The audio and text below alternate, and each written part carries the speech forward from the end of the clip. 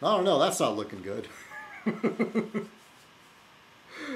I hope it's looking choppy right now on this. Well, first of all, I'd like to say Hurricane Sandy that's going to hit the East Coast, and Jake on Facebook, who you know on YouTube as It's Over Maine. Some of you know him.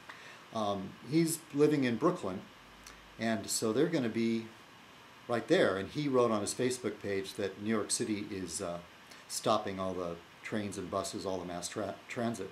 So then you know that that's going to be serious. So my best wishes to my friends out there on the East Coast, even that jowly-faced New Englander.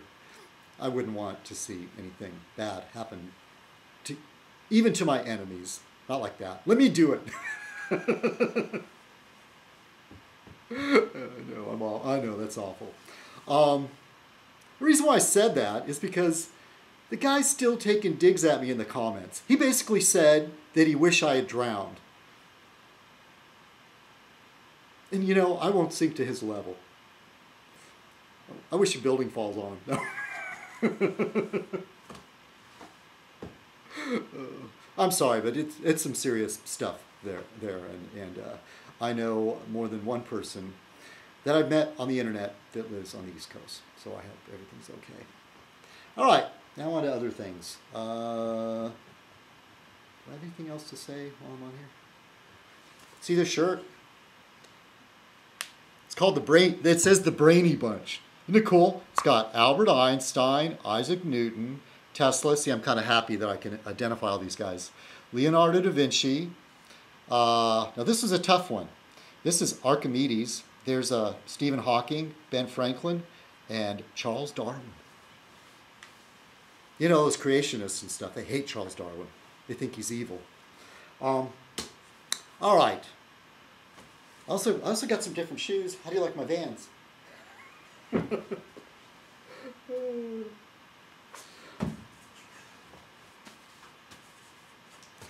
I don't know. It's a little thrill when I can afford.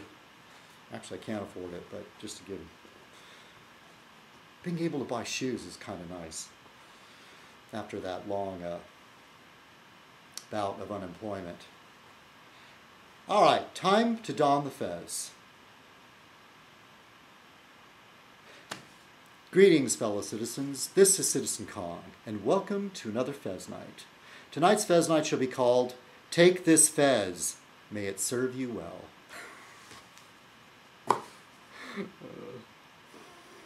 Yeah, I stayed up all night thinking of that one. You know, I've had this thing. Let's see if I can pull it up. So this Hurricane Sandy, it's just not a regular, Frank of the Mountain. Let me mention Frank of the Mountain. He's there on the East Coast too. And he posted something on Facebook calling it a Frankenstorm. And I thought it was a play on words, you know, that it's, you know, Frank of the Mountain. But no, actually, the weather people are calling it a hybrid storm. It says here I'm looking at an article on the Business Insider. And, it's written by Dina Spector. There's someone very close to me named Dina, spelled D-I-N-A. All right, I shouldn't say stuff like that because then people like Pops will use that against me. But who cares? Oh, speaking of which, using stuff. Poor Wacky John, more on him later. He wrote something on Facebook about him talking about his feelings and then haters using that against him. Well, John, don't talk about your feelings. I'm totally guilty of that. But Fez Night for me is a catharsis. Yes, it's sort of like I clean out my attic, thoughts that are running around in my head, or actually saying things out loud. It's like a type of therapy for myself. And you know, artists, a good artist, a true artist, makes his work very personal and shares something personal about himself in his art. Well, at least that's the modern conception of art. Well, we know what we all think about modern art, huh? So, yeah, Wacky John. I have something else to say about you later. Maybe say hello to Eileen. Hi, Eileen. I talked to her earlier, and she said, "Oh no, you don't have to say hi to me because we say hi to each other every day." But I'm going to say hello, Eileen. And even though things are not active on YouTube as they were, they're just boring. So a lot of us aren't even really coming around anymore. I still do. Oh, let me say hi to Sean Beam for giving me a friendly nudge to make another Fez Night. And because I haven't made a Fez Night in a while, I'm going to make up for it by doing a 2-hour-long Fez Night.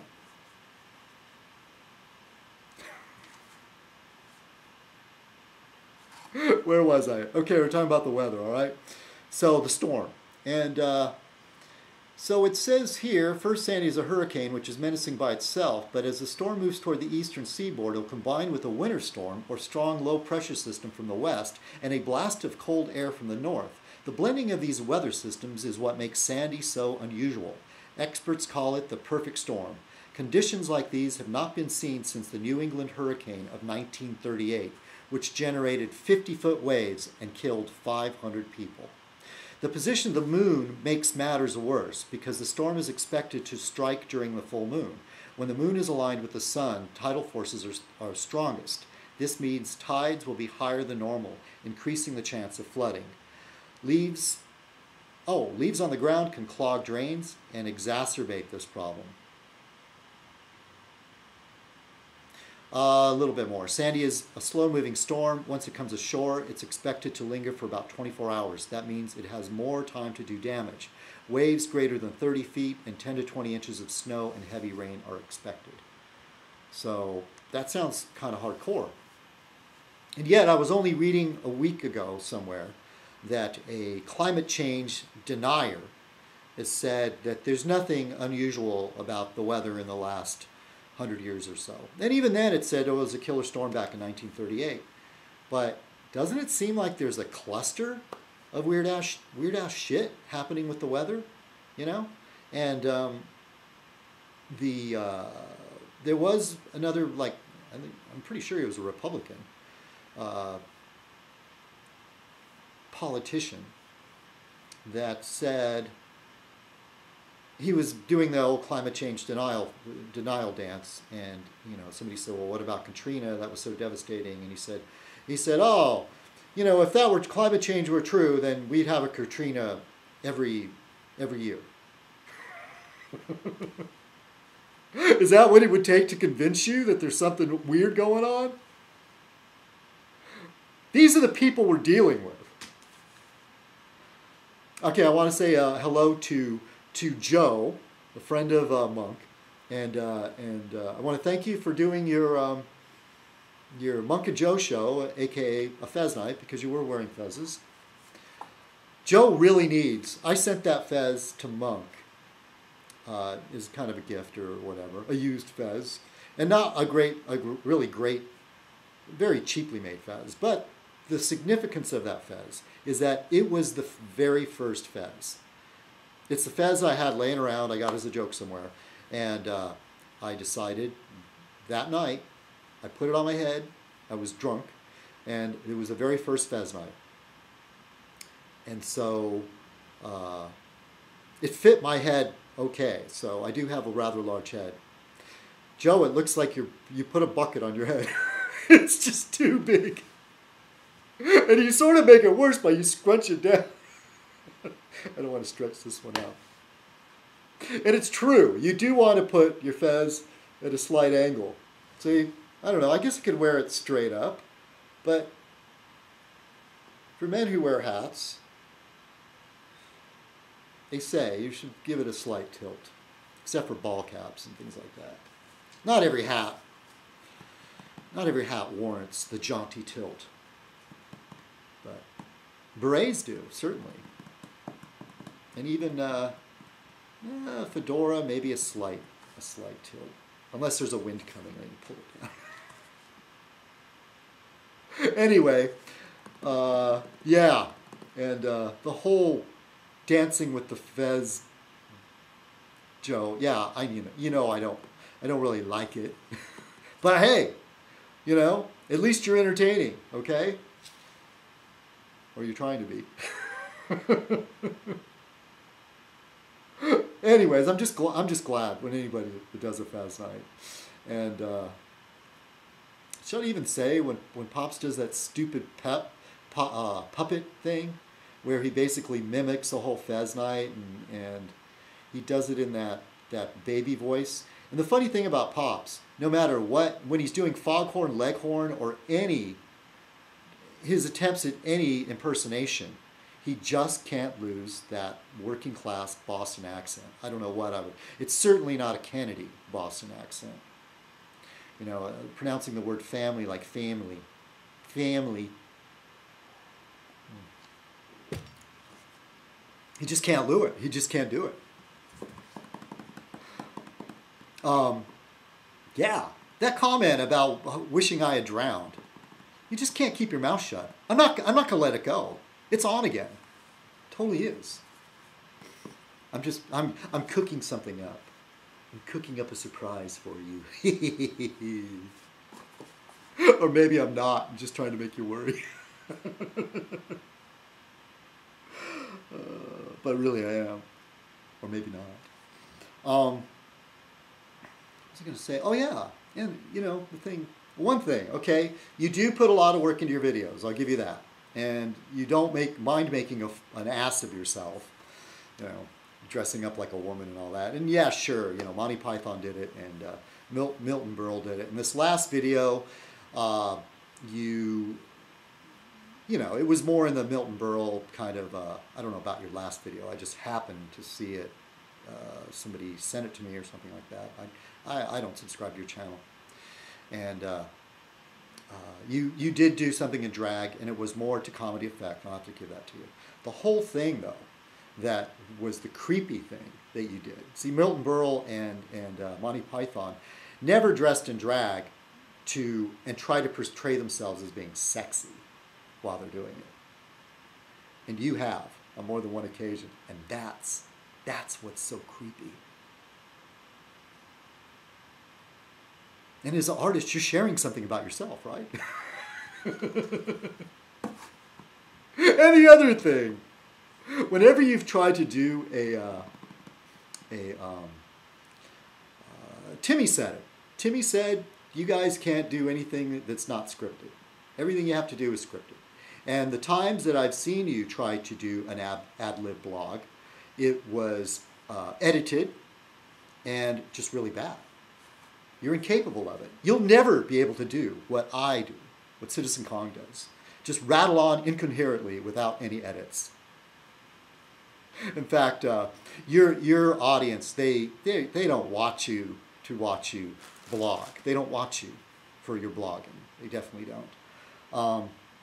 They like, you know, you dressing up in costumes and doing silly things. And what was I going to say? Oh, that one time, man, it was such a classic.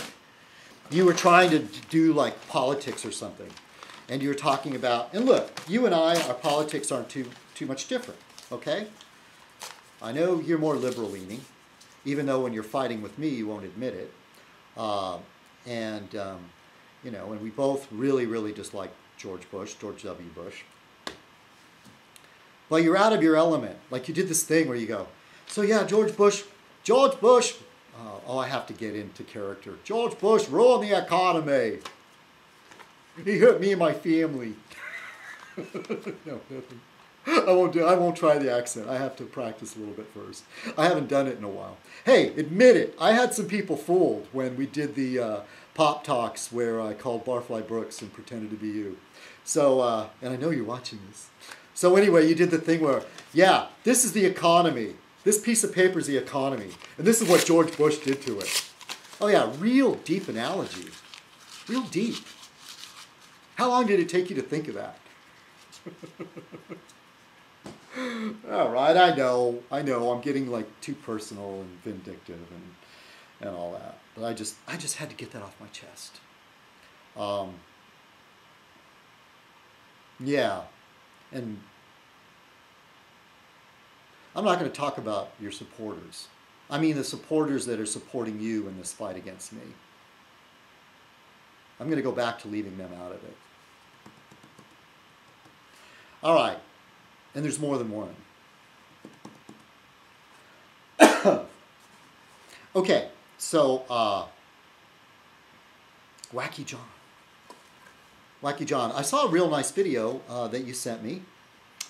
And I'm sorry I can't remember the channel's name, but it's a woman that vlogs. And by the way, I really like her voice. She's got a great voice. She's got a great speaking voice. I got to check something here. And she did a really, really good interview.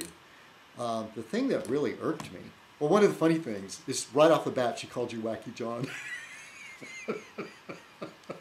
And I know your channel's called John's Wacky World, but really the moniker Wacky John, I'm going to take credit for coming up with that. I'm going to take credit for it. Because this humor that he does is wacky. And you know, I've said a lot of times I don't do wacky, and I really don't. And I've said that I don't like wacky, but really I was watching some Marx Brothers, and I realized I do like wacky. What I really hate is your brand of wackiness. And that other person's wackiness. I don't find it funny. Yeah, she called you Wacky John, which is great. And then the whole thing where she said, oh, something, and you said, oh, you're just acting. You call that acting? No, you truly are wacky. Oh, except when you're being sad and serious. Yeah, I feel bad about you getting in trouble by the cops for picking through dumpsters and stuff. But if the people that own the property don't want you picking through the trash, what are you going to do? You know? Which you shouldn't be doing it out in the open like that. You should be sneaking in there at night with night goggles. And have that, like, remember on Hogan's Heroes where they had that music? Tick, tick, tick, tick, tick, tick, tick.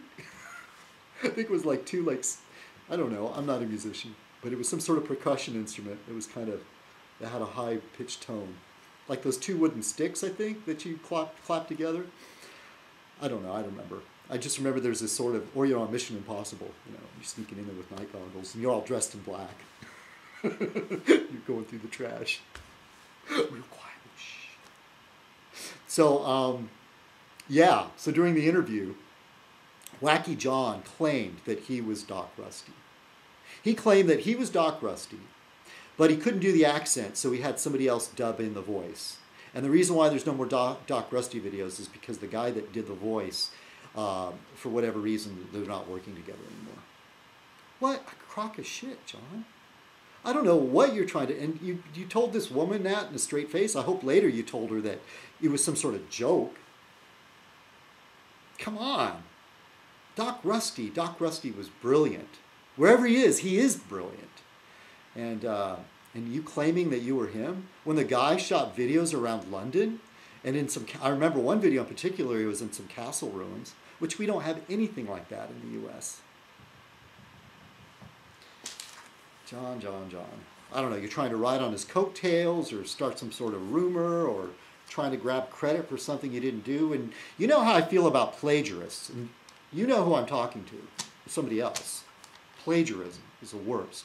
It's somebody that creates who I create stuff. I did that photography behind me. And I didn't go through some book and say, ooh, I like what this artist did, and try to set it up exactly what that artist did. Or just plain stealing it, taking somebody else's photograph and framing it and calling it mine.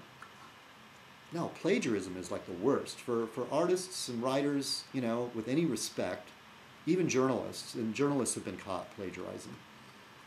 And even Joe Biden, who really hurt his career. And I like Joe Biden. I really do. I think he's a funny guy. I love his personality. And he is a champion for the working class. From everything you've seen him do and his record and his rhetoric, more than just the rhetoric, he's for the working class. And but he did get caught quoting somebody and not acknowledging that it wasn't his words. And it really set him back. It really hurt his career there for a while. Speaking a little bit about politics, what is it with the GOP, with these Republicans, talking about rape? What is this? You know, that guy said that was it Akins, something like that, sort of with an A. Some old white guy, GOP Republican type guy. He's actually a politician of some sort. Because I'm vlogging off the top of my head, I don't memorize these things. I could do my research before it, but I don't. But I have to say, for off the top of my head, I do a lot better than most people would. So, yeah, he said that in a true rape situation, the woman's body shuts down and won't allow her to get pregnant. And then another person recently said, you know, if a woman gets raped and she gets pregnant, that pregnancy is something God meant to happen. So he said it in a very awkward kind of way, but it really comes out sounding like it was God's will that woman was raped. And then somebody had a point, I guess there's some bill going through where it's an abortion thing, or they're trying to get a bill or write a bill, and what it says is that all abortion is illegal. They want that to happen, except in cases of a rape. I think they even leave out in cases of incest. I think they leave that out. In cases of rape, they will allow an abortion. And somebody was talking about this on the radio and pointed out that it's something I read online. I post a lot of tweets, and not a lot, but I post these tweets of articles that I come across. And one of them was, and I put a little blurb in there that said rape panels. You know how they kept talking about Obamacare is going to have death panels? Especially Sarah Palin's. Death panels, death panels. It's turned out to be a crock of shit, right? Anyway, maybe it'll be a crock of shit, but if they're going to have that rule, what I'm going to say, that there's rape panels, I'm not saying it's going to happen, but if they have these rules that only an abortion will be allowed when there's a rape, then it'll be on the woman as burden of proof that she was raped, and that's how she got pregnant. So there's going to be, some government bureaucrat that's going to say, oh, yeah, you were raped. Are they going to wait till after there's a trial? And how long do these trials last? And what if the guy isn't convicted? Because the man needs to be convicted for rape. There has to be, beyond a shadow of a doubt, that the man actually committed this serious crime. How is this going to work? And then somebody pointed out that the right-to-lifers, the anti-abortionists, that say that there should not be an abortion in any case, even for rape, even for incest, were actually the true believers. They were actually the ones that, as wrong as I think they are, they're the ones that are not drawing a line. They're the ones that are not making an exception, and you have to give them that. You know, if you believe that a zygote, the very beginnings of an embryo that doesn't even look human, that you, naked eye, you wouldn't be able to tell the difference between that and a chicken embryo, because the little thing has feathers and a tail, or the beginning of feathers, definitely a tail, and even gills. That aborting that fetus, and not even a fetus, embryo, fetus, that's different. I don't think I'm against aborting fetuses unless the wife is the wife, unless the woman is in danger. Wow, am I thinking ooh. It'd be like if I was married, don't let my wife die, kill it. I don't know. What a hard decision that would be to make. In the old days, they just let the woman die. You know, that was saving the baby was the priority for the most part. Yeah, if you truly believe that that is a human being, and that aborting that embryo is taking a life, then you would not create any loopholes for that. But still, what is it? What is it with these men? You know, acting like they know all about rape and stuff. Yeah, I think it's awful. And once again, you know, and I see this in the tweets, and when I join Twitter, I end up following a lot of people that have political views. I'm trying to go away from that and just people that are interesting. I'm following Lindsay Lohan, but she doesn't say anything interesting. I just started following Alyssa Milano. What's funny though, it's funny how many people that you didn't know had political views do, you know, that are like-minded to mine. Roger Ebert is a pretty staunch liberal and very, very vocal about it. And I saw a person get angry with him and says, I don't want to hear your political opinions. I just want to hear your movie reviews. Hey man, if you have a forum, use it. That's what I would do. I'm going to talk just a little bit about television and what I've been watching. Right off the bat, I don't recommend Revolution. And just that show, I've been watching it, and I'll still keep watching it, but there's just something about that show I don't like. And one of it is there's these sort of the idea of living in a post sort of apocalyptic age always interests me. I got to check something again. I always find that fascinating.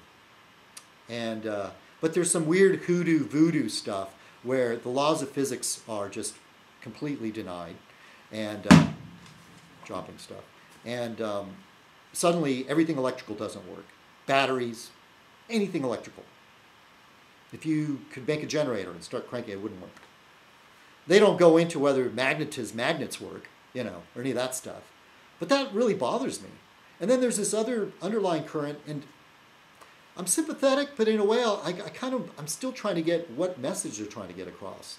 And part of it is that these military, who I'd have to say are pretty, I would call them right-wing, military types are the ones that are like seizing power. And they're the ones that are bringing order. But they do it by subjugating everybody. And one of the things they do is they outlaw guns. They're the only ones that have guns. So there's this sort of like, the good people are trying to get their hands on guns so they can defend themselves. And I understand that. But I think what we're doing with this in this country, where we're just talking about regular gun control, reasonable gun control. I'm a gun owner, but my gun's registered, and I don't think the commies are going to come and take my gun away. And face it, the reason why we have the right to bear arms is so we can defend ourselves not only from enemies, but from our own government. Mainly from the militia coming by and trying to recruit you against your will. Then we have the draft. And you didn't see the NRA going, oh, we need to end the draft. No, it was all the hippies and the lefties that did that, that wanted that. And it's just funny how just things all get mixed up depending on whose dog is in the fight, right? And then, face it, unless you've got a freaking, and if you're like one of those nut jobs that has like a full-on artillery with grenades and rocket launchers and you know, submachine guns and a tank, how are you going to defend yourself against the U.S. military? Really? So, I mean, but that was the intention. You know, the militia back in the revolutionary days or whatever, you know, the old days of black powder muskets and all that. You know, they're going to come by your house or your farm and say, you know, we're taking you and you're going to go fight. Come on, you're coming with us. And the idea is that the new America, the Americas, the colonies, the ones that were rebelling against England, weren't going to have that anymore. Weren't going to have any of that. And the other thing was, in the spirit was, even though it's not really spelled out in the Constitution, I think it says freedom of religion, but the spirit of the whole thing, the whole movement was, because they saw what was happening in Europe. I want to talk about separation of church and state. And this is where you see a lot of, like, when ministers are telling you how to vote from the pulpit, we need to tax them because they're giving up their right as being just a religious institution.